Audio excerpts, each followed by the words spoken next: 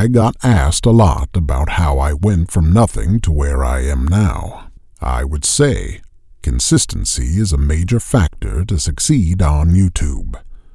I remember the first event I went to.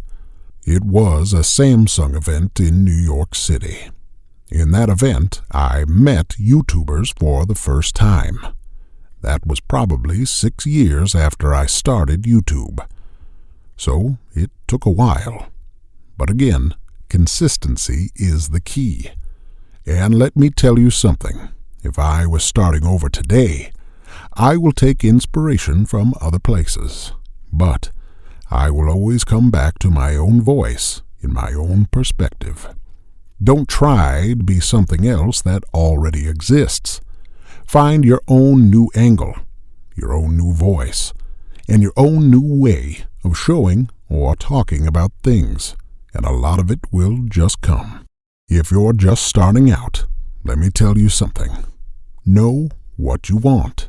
Set a goal, and work on improving yourself with every video until you achieve that goal. Never give up early. People quit just before that inflection point.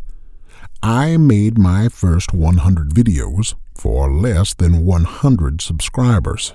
Give your subscribers a reason to watch.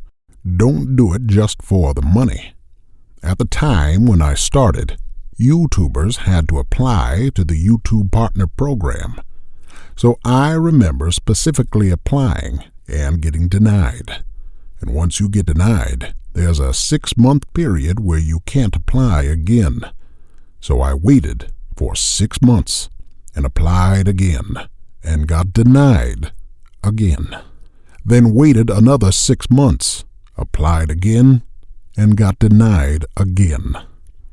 It was weird and was a sort of a long process of making no money, but continuing to make videos because it just was fun.